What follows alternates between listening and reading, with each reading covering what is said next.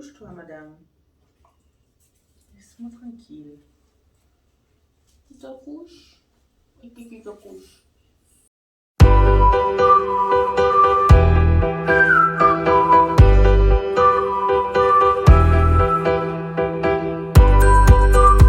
Salut à tous et bienvenue à nouveau sur ma chaîne. Donc je vous souhaite à tous la bienvenue pour cette nouvelle vidéo et j'espère qu'elle vous plaira. Donc comme d'habitude, je préfère vous prévenir à l'avance parce que ce sera la deuxième partie de ma vidéo sur l'endométriose qui parlera de mon vécu, de comment s'est passé le commencement jusqu'à maintenant au niveau de ma maladie, de toutes les démarches et mes interventions. Donc dans la première vidéo, comme vous avez pu le constater, je vais mettre le lien plus haut. C'était vraiment pas évident de commencer comme ça et d'entrer dans les détails, mais c'est ma vie et c'est comme ça. J'avais envie de partager avec vous ce que j'ai ressenti, ce que j'ai vécu pendant toutes ces années et qui pour beaucoup ont du mal à réaliser en fait. Ils ne pensaient pas, parce quand ils me connaissaient, ils me voyaient quotidiennement, ils ne pensaient pas que j'avais vécu ça et voir cette vidéo a choqué pas mal. Donc je préfère vous prévenir, la suite sera vraiment pire. Donc accrochez-vous, je vais faire de mon mieux pour tenir jusqu'au bout et vous donner le plus d'explications pour que vous puissiez comprendre les événements et ce que j'en parle aussi des termes médicaux. Donc, dès que vous avez quelque chose que vous ne comprenez pas, soit vous me demandez en commentaire ou soit vous faites tout simplement des recherches sur Google. Vous allez avoir toutes les informations. Commençons. Alors, la dernière vidéo se finissait par mon départ en France.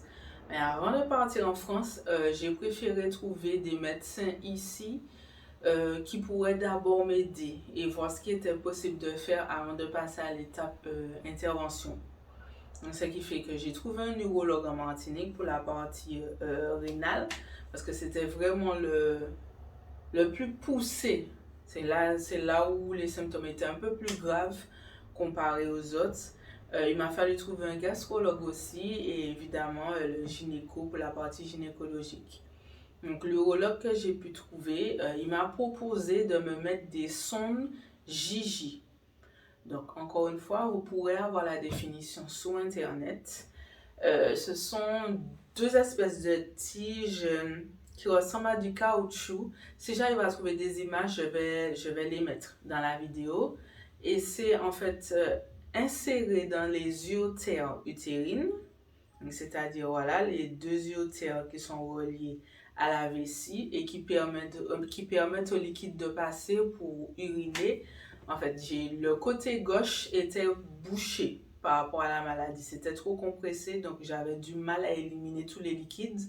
Et en fait, je ne savais pas. Je ne savais pas ça. C'est pendant les examens qu'ils ont vu ça, qu'au fur et à mesure du fait que j'avais du mal à éliminer, donc j'ai un rein qui s'est atrophié. Donc ça veut dire qu'il a doublé, voire triplé de volume par rapport à la normale. Donc par rapport à ça, j'ai dû mettre les sondes pour faciliter le passage. Et à ce moment-là, j'ai gardé ça quelques semaines, mais ça n'a pas vraiment aidé.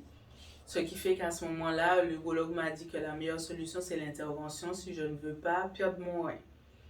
Donc à ce niveau-là, voilà, on a fait avec, on a dit bon ben ok, on a tout essayé, rien n'est possible, ben ce sera l'intervention.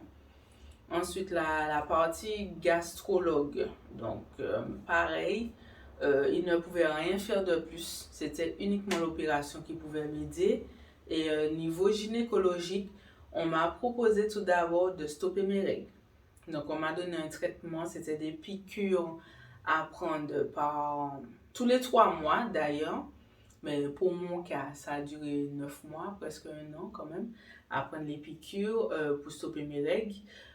Pour ralentir la maladie, du fait que comme on n'a pas de règles, donc ça ne progresse pas et ça me permet de tenir en attendant la date de l'opération. Donc par rapport à ça, j'ai fait aussi comment on appelle, j'ai pris aussi, pardon, des comprimés. C'était des espèces de pilules pareilles qui coupaient les règles. Donc j'ai pris ça aussi pendant un certain temps, mais celui-là, le laps de temps était plus court. C'était un mois. Donc je prenais un mois la pilule. Après j'arrêtais, je laissais mes règles revenir pour voir comment ça se passait. Si c'était plus tolérable ou pas au niveau des douleurs, mais ça ne changeait rien du tout. Donc au bout d'un moment, on a dit, bon, on a essayé toutes les façons possibles. Rien ne change. On y va, on part là-bas pour tenter de voir ce qui est possible de faire. J'ai eu mon premier rendez-vous pendant les grandes vacances de 2014, si je ne me trompe pas. Je suis partie avec mon père. Ensuite, on a vu un neurologue. Ça se passait sur Paris d'ailleurs. On a vu un neurologue, un gastrologue, une gynécologue. Et chacun m'expliquait l'intervention. Comment ça allait se dérouler, qu'est-ce qui allait être fait. Et les répercussions par la suite et le temps approximatif de guérison, le nombre de temps de l'opération, patati, patata, voilà, tous les détails pour ça. Donc il faut savoir qu'à la sortie de chaque rendez-vous avec les chirurgiens, je finissais en pleurs. Parce que c'est là que je prenais conscience de ce qui allait arriver et du devenir de ma vie. Parce que quand on a une vingtaine d'années, on nous explique qu'on va devoir nous ouvrir le ventre du bas de la poitrine jusqu'au haut du pubis, donc il sera complètement ouvert comme un livre sur une table d'opération et qu'on aura 3 chirurgiens qui vont farfouiller dedans pour enlever tout ce qui est pas bon, forcément on flippe. Donc, surtout quand on regarde beaucoup de films dramatiques, comme c'est ma spécialité, j'avais peur. Mais en même temps, une partie de moi sait que c'est nécessaire pour aller mieux, mais j'ai une autre partie qui prenait beaucoup d'ampleur sur moi qui me disait ne le fais pas, ne le fais pas, ne le fais pas. J'avais une espèce de vieux pressentiment qui me disait de ne pas faire ça. Mais tout le monde autour de moi, tous les médecins, tout le monde me dit que c'est la dernière solution, c'est le dernier recours. Je n'ai pas le choix de le faire, sinon c'est ma vie qui en dépend. Je me suis dit, bon, ce sont des professionnels, ils savent ce qu'ils disent, ils savent ce qu'ils font. Donc, vas-y, j'accepte.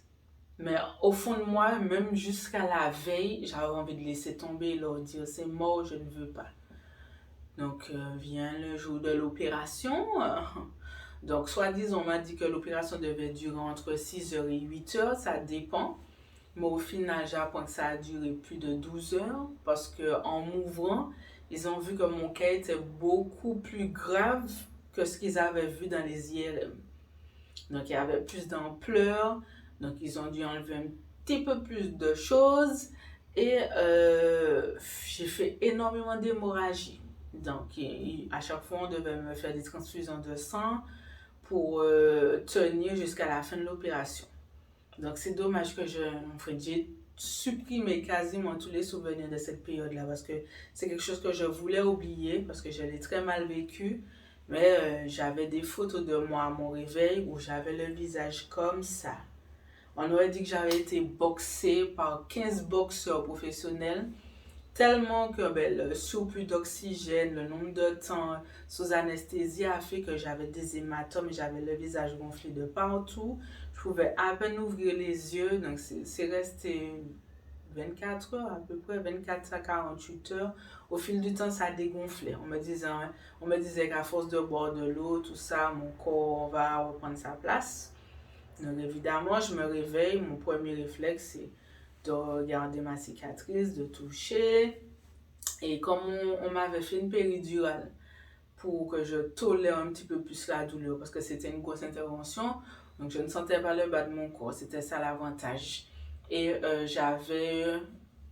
comme j'avais des cathéters, donc j'avais la morphine à ma disposition. Donc j'appuyais sur un petit bouton pour m'ingérer de la morphine à chaque fois. Si je voulais de la morphine, je sentais que voilà, ça va pas, je prenais de la morphine. Mais ce truc était tellement puissant que j'étais tout le temps droguée. Je pouvais être là en train de parler avec quelqu'un, KO, je prends sommeil. Je n'ai même pas le temps de finir ma phrase, je prenais sommeil. Je passais mon temps, pardon, à dormir. Donc, à un moment donné, on me disait qu'il faut que je me déshabitue de la morphine parce que c'est pas bon de prendre autant. Donc, comment vous dire au début? Hmm, on va dire quelques jours après l'intervention, j'ai senti que j'étais mouillée. Et quand j'ai regardé, ben, j'ai vu que je saignais.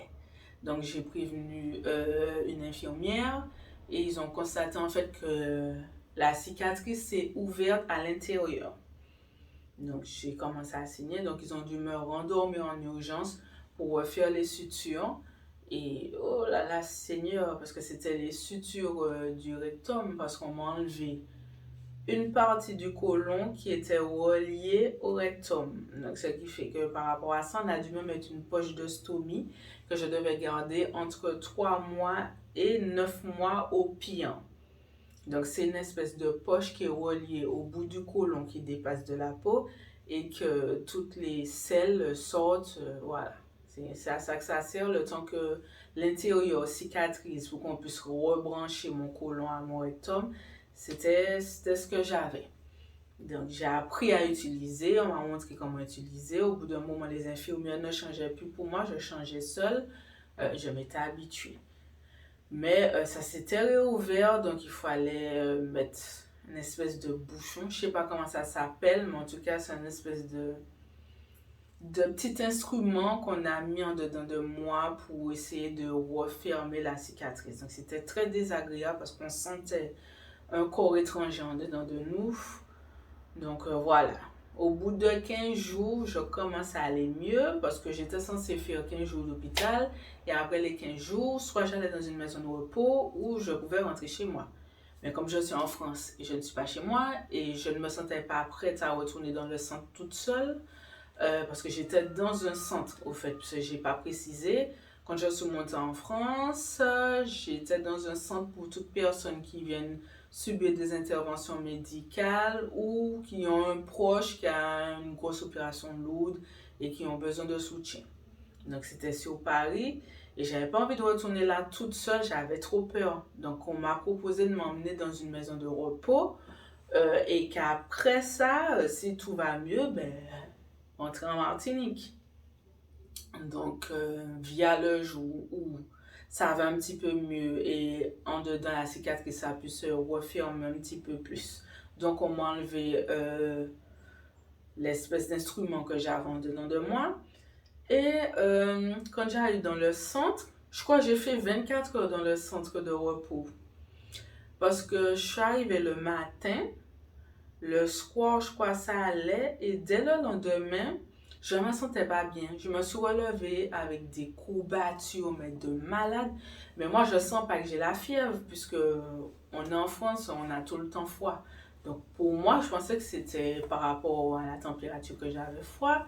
Donc, j'ai des courbatures, mais je me dis, bon, peut-être que c'est dû à l'intervention. Donc, le temps que mon corps se refasse, ben évidemment, j'ai des douleurs. Donc, j'ai des visites, j'ai mes proches qui viennent me voir et tout. Donc, je leur dis que franchement, je ne peux pas rester plus longtemps parce que déjà, je commence à avoir du mal à parler, j'ai du mal à respirer et j'ai beaucoup trop de douleurs. J'ai qu'une envie, c'est de me coucher et me reposer. Donc, 2 jours passent, je suis comme ça. Le troisième jour, je me retrouve à ne même plus pouvoir me lever de mon lit. Tellement que j'ai des courbatures, ça va pas. Donc, je dis ça à l'infirmière. L'infirmière me dit, bon, ça, vous avez peut-être attrapé froid. Donc, prenez, tenez, je vous donne des Doliprane. Donc, je prends des Doliprane en pensant que ça va aller mieux. Mais personne ne prend ma température, ni tension, ni rien, nada. Ils sont pas mêlés avec ça. Doliprane et basta. Mais ce qu'ils m'ont pas expliqué après l'intervention, puisque comme j'ai eu du mal après l'intervention au niveau de mon rein à refaire pipi normalement, donc on m'avait donné des espèces de petits tubes. Ça ressemble en fait à des pailles, mais toutes fines dans l'urètre pour faire l'urine sortir. Donc on n'a pas à pousser pour vider la vessie, pour éviter d'ouvrir les cicatrices. Donc ça sort plus facilement. Donc c'est comme ça que j'urinais pendant toute cette période-là. Et on m'avait expliqué que forcément, ça pouvait me donner des infections ou que ça pouvait me donner, mais pas aussi grave. Donc, moi, je ne sais pas que la fièvre que j'ai, c'est parce que j'ai fait une infection. Pour moi, comme on m'a dit, c'est peut-être un rhume. Donc, je suis à plat, on me donne des Doliprane et tout. Et un proche à moi, qui est dans le milieu médical, vient me voir en contrôle, quoi, savoir comment ça se passe. Et elle arrive, elle m'a dit, je te sens pas bien. Et elle voit que j'ai du mal à parler parce que je suis essoufflée. Elle m'a dit, mais pourquoi tu es essoufflée? Je dis que je ne sais pas. Ça fait 2 jours maintenant que je suis là, que tout mon corps me fait mal et je sens que j'ai du mal à respirer. Donc, je ne sais pas si c'est le côté médical qui a pris le dessus. Elle a tout de suite senti qu'il y a un truc qui n'était pas normal. Donc, elle a appelé les médecins de garde de là où j'étais, demandé aux infirmières de venir m'ausculter parce que c'est pas normal que je sois courbaturée comme ça après une intervention. Comme ça n'avait rien à voir. Surtout que l'intervention était déjà passée depuis 15 jours. Donc, ce qui fait qu'ils arrivent, ils prennent ma température. La fille, l'infirmière, elle prend ma température une première fois. Elle frappe l'appareil. Je la vois frapper l'appareil, comme si l'appareil déconne. Donc, moi, je suis complètement KO. J'essaie de comprendre tout ce qui se passe. Je me suis perdue. Il y a ma mère là, il y a mon frère, et il y a le proche à moi que je vous ai dit qui était dans le milieu médical.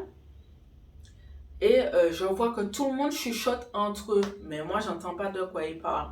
Donc, je vois que l'infirmière parle, elle revient avec un autre appareil pour reprendre ma température.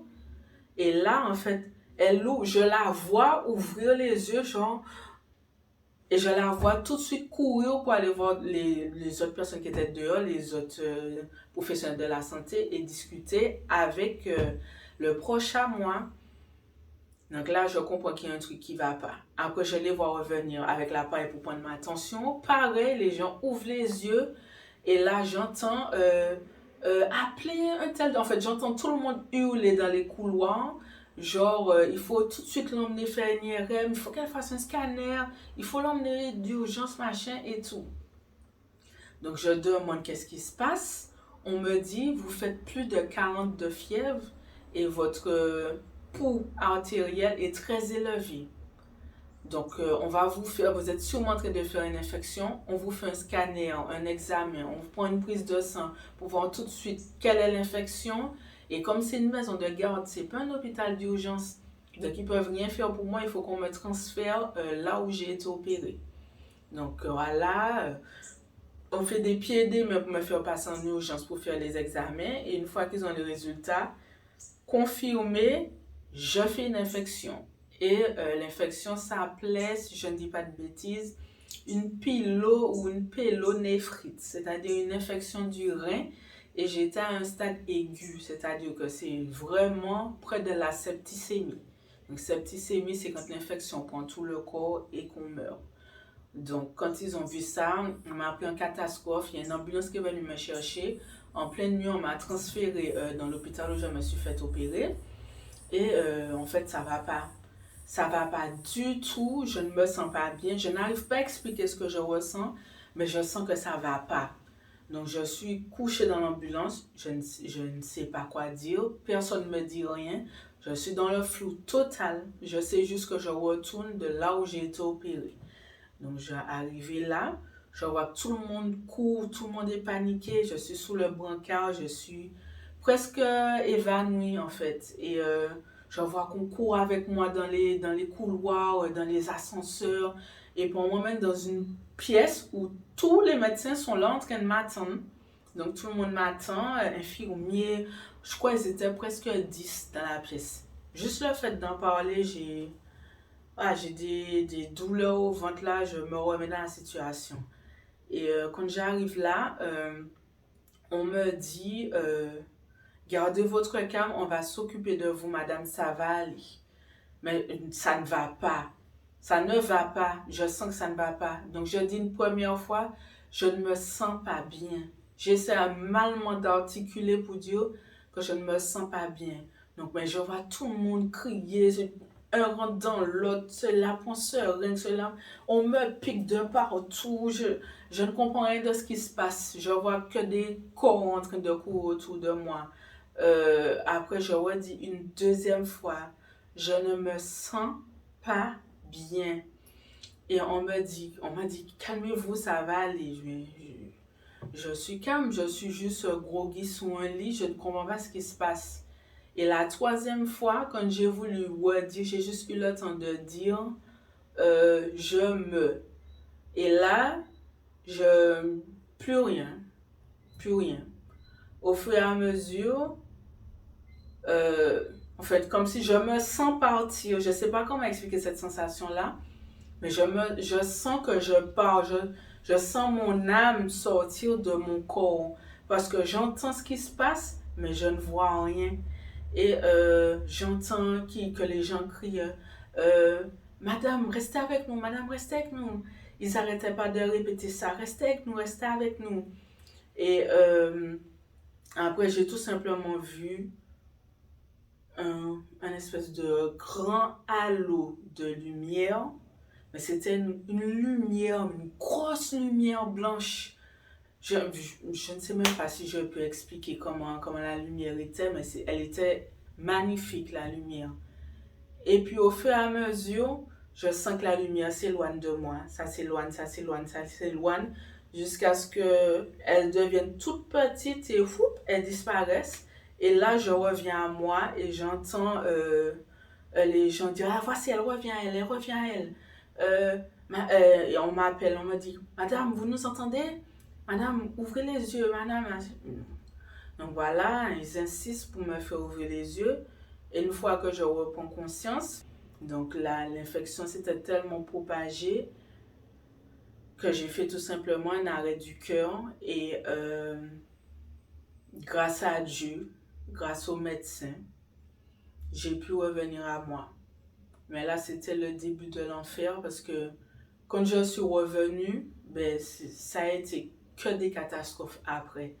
Ça veut dire que quand ils ont réussi à me réanimer, mais malement, en vrai, les médecins, pour eux, il ne me restait plus que quelques jours à vivre.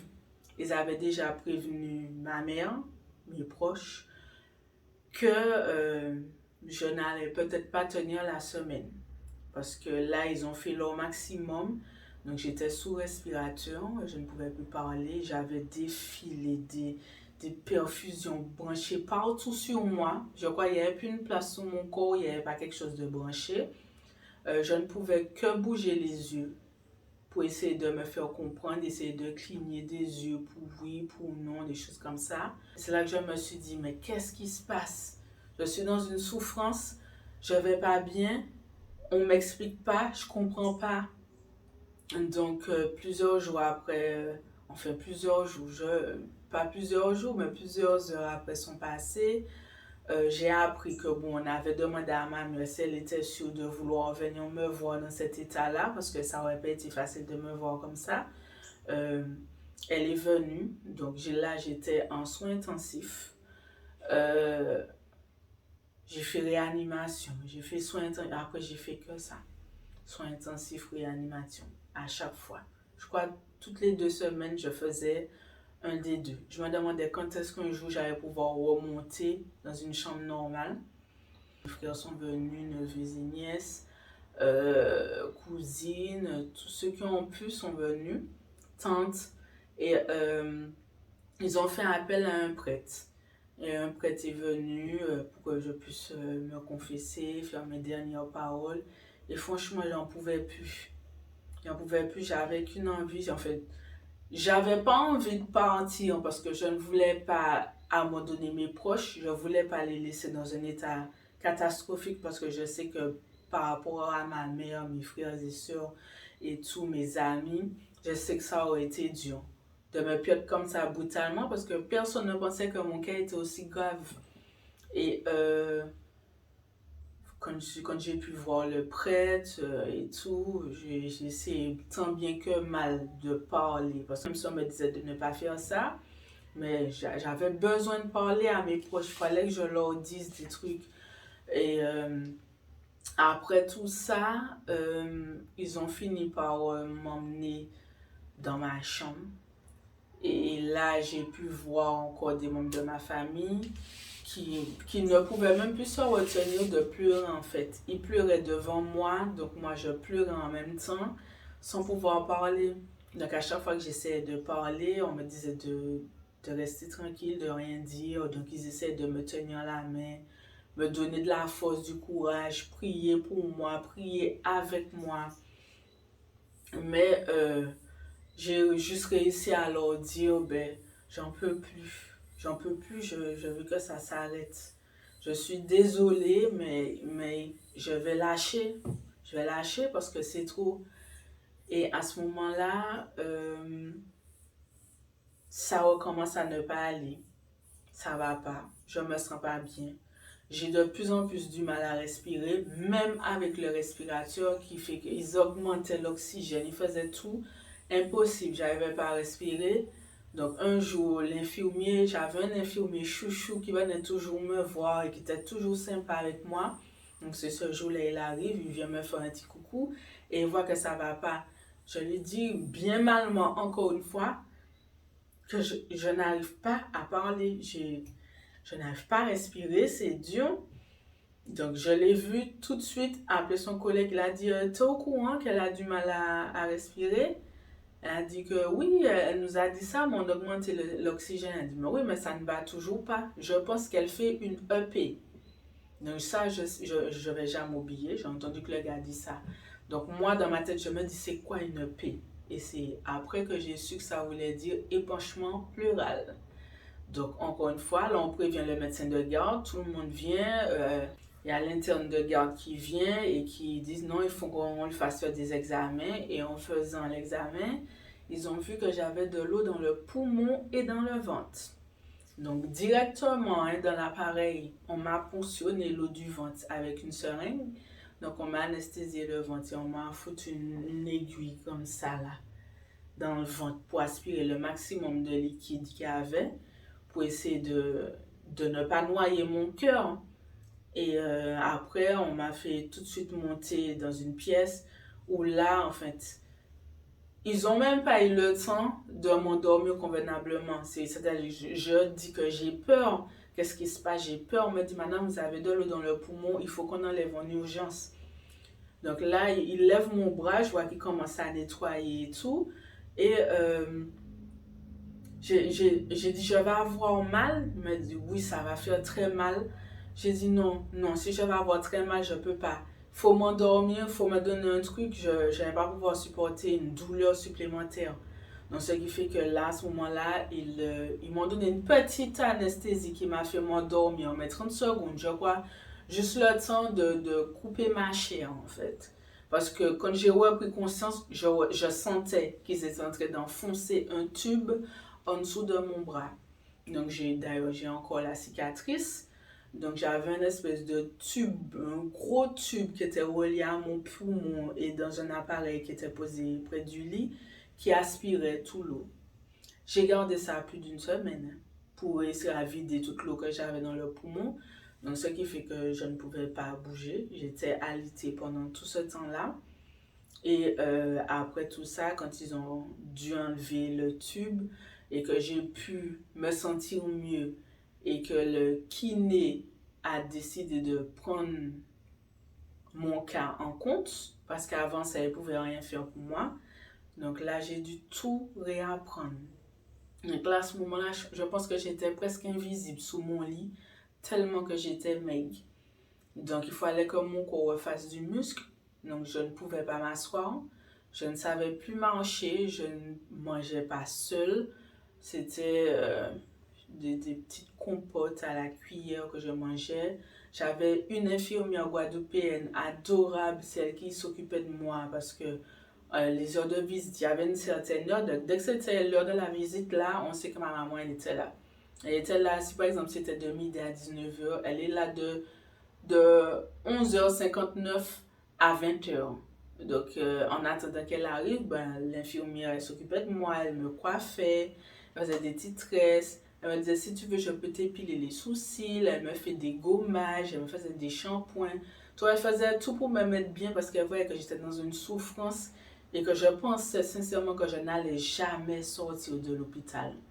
J'étais censé faire 15 jours, j'ai fait 6 mois d'hôpital à force des rechutes que je faisais tout le temps, chaque fois. Mon corps, mon corps n'en pouvait plus.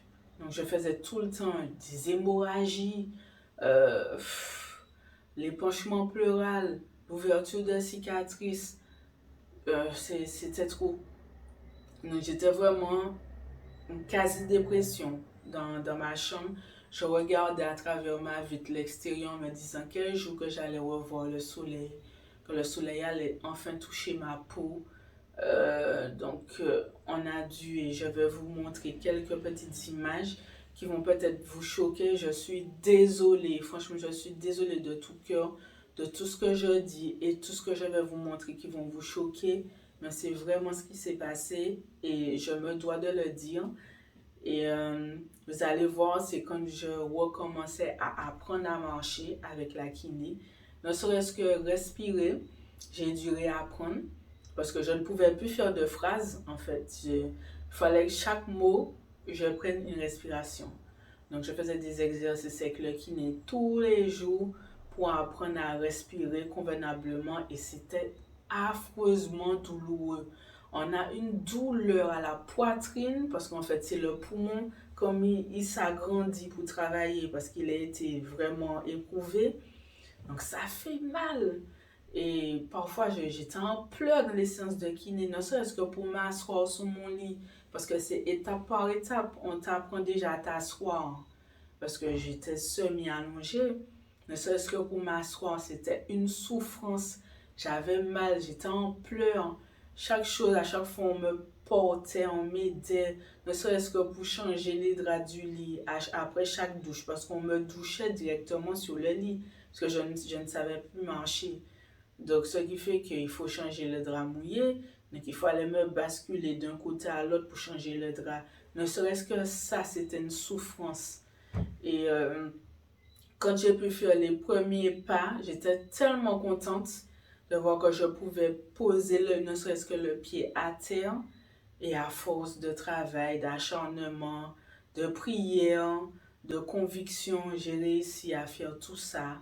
J'ai réussi à remarcher, à manger, à, à, à parler, à avoir une vie de femme de la vingtaine, quoi.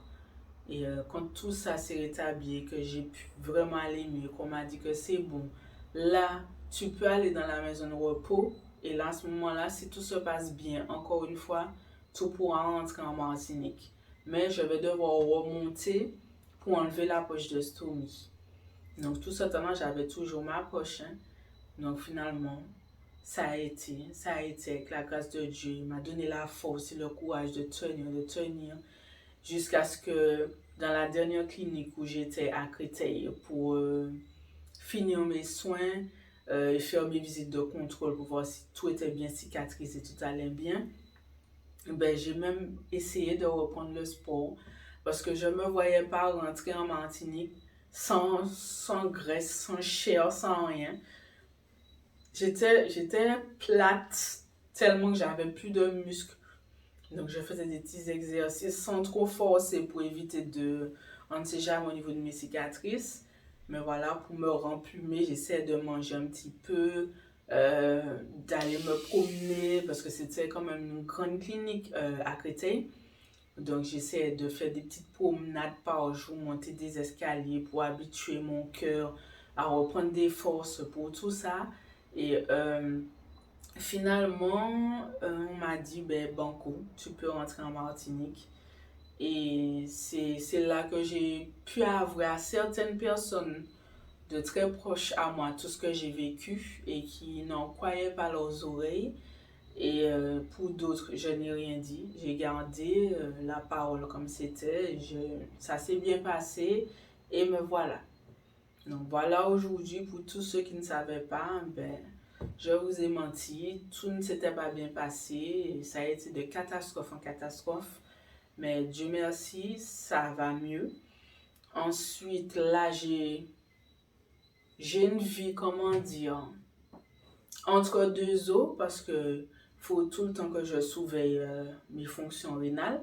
Parce que après, il faut savoir qu'après l'intervention, quand je suis entrée en Martinique, ça se passait bien. J'ai pu remonter en France pour enlever ma poche de stomie aussi. Ça s'est bien passé. Mais par la suite, j'ai forcément eu des indésirables. Donc, je souffre tout le temps du côlon. Donc, maintenant, j'ai le syndrome du côlon irritable. Donc, il y a plein de choses que je ne peux plus manger, ni plus boire, mais que parfois, je me fais un petit kiff. Donc, je le fais en sachant que je vais être malade après. Mais j'ai trop vécu pour ne pas profiter un peu, ne serait-ce qu'un minimum, d'un truc que j'aime boire ou que j'aime manger, quoi. Donc, c'est comme ça. Et au niveau rénal, au début, tout le temps, je faisais des infections de reins. Tout le temps.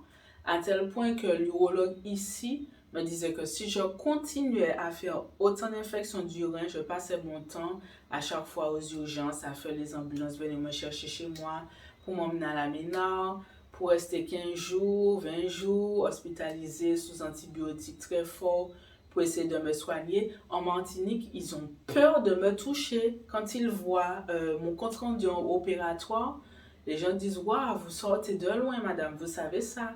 Est-ce que vous avez conscience de ça? » Ben oui, j'ai conscience de ça parce que je l'ai vécu, je me rappelle de tout. Donc, peu importe ce que j'ai, les gens ont peur de me toucher ici. Et ben, je sais pas comment ça a fait que tout d'un coup, ben, ça fait un moment que j'ai plus fait d'infection du rein.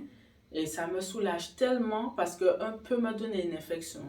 Je crois que je sois trop fatiguée ou que j'ai peut-être mangé ce mois-là trop salé ou un truc comme ça. En fait, à chaque fois, un facteur différent faisait que je faisais une infection du rein. Et j'étais tellement habituée que je savais quand j'avais une infection du rein. Quand je vois que je me lève avec des courbatures et que je fais de la fièvre, je sais que je fais une infection du rein. Donc, c'était tout de suite courir aux urgences avant que ça s'aggrave. Donc, l'urologue ici m'a dit, à la dernière infection du rein que vous faites, on enlève le rein. Et vous pouvez vivre avec un seul rein, l'autre rein en très bonne santé, on va l'enlever. Parce que le fait que vous avez une espèce de sac quasi fonctionnel dans le corps fait que ça garde les bactéries et ça vous donne tout le temps des infections du rein. Donc, il faut savoir que par des moments, je peux ne plus retenir mon urine. Donc, j'ai eu des problèmes d'incontinence à un moment donné.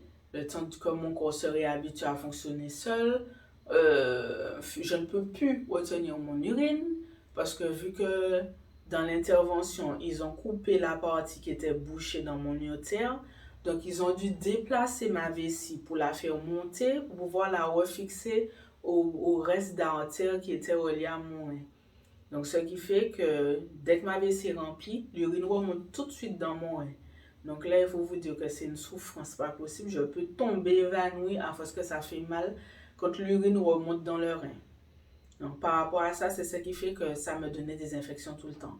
Donc, j'ai appris à ne plus retenir mon urine. Si j'ai envie de faire pipi 50 fois dans la journée, j'irai les 50 fois. Que mon patron soit d'accord ou pas, c'est pas mon problème, c'est ma santé. Donc, je fais avec. Et par rapport à ça, là, ça va mieux. Parce que j'arrive quand même un minimum à essayer de gérer mon corps. Mais il y a des moments avec des hauts, il y a des moments avec des bas.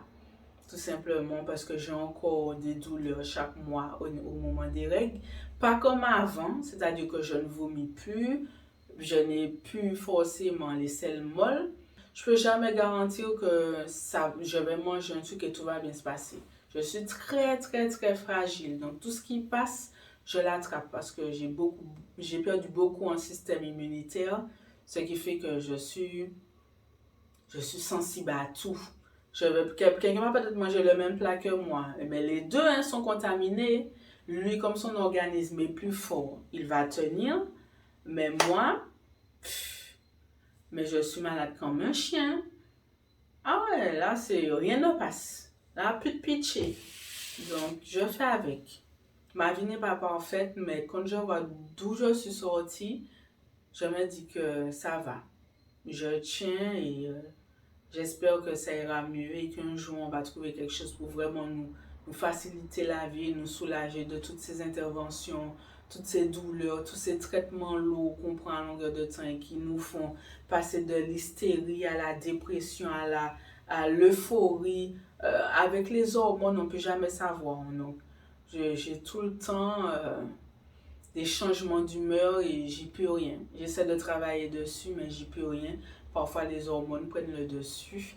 Et quelque chose que je voulais préciser, parce que ce sera aussi ma conclusion, pour toutes les personnes qui se permettent à longueur de temps de juger le corps des gens, donc d'ailleurs, je vais même vous montrer avec les traitements hormonaux jusqu'à combien je suis montée, parce que j'ai pris quand même plus de 30 kilos à cause des derniers traitements hormonaux que j'ai pris.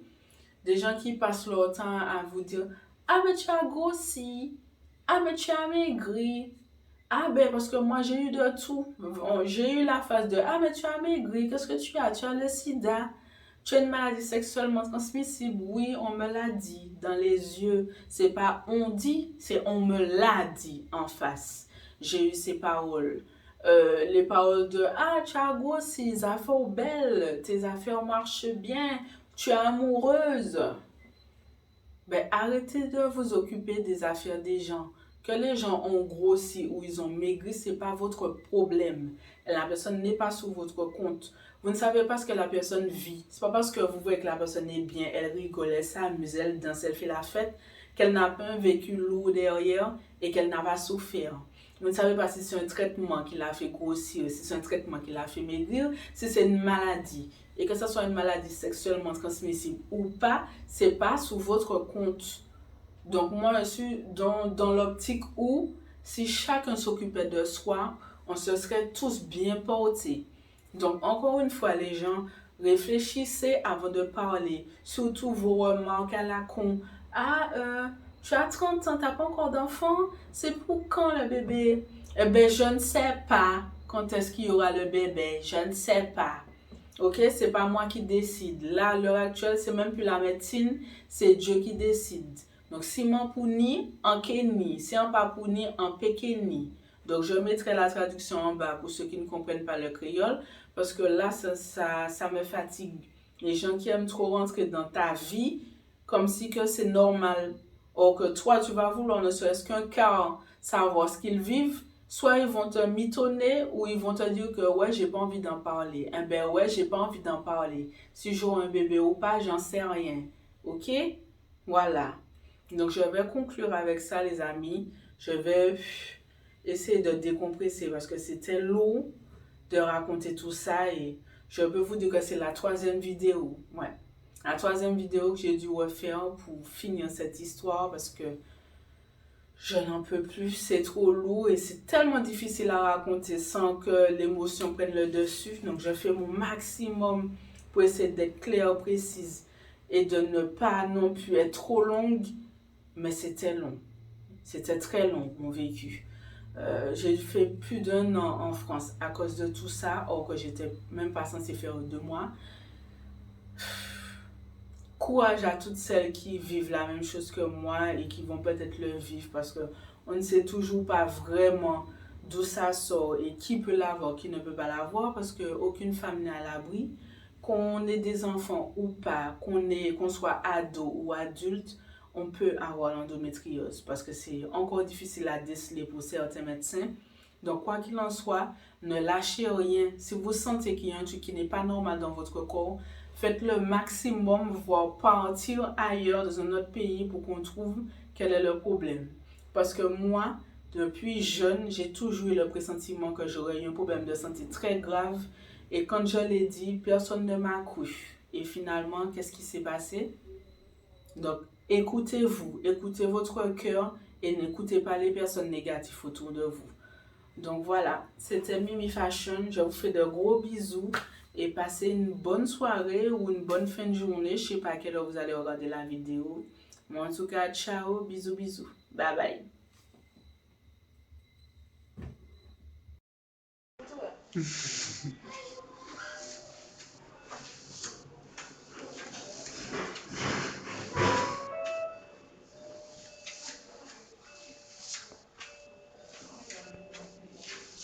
Ça va? Oui, ça va.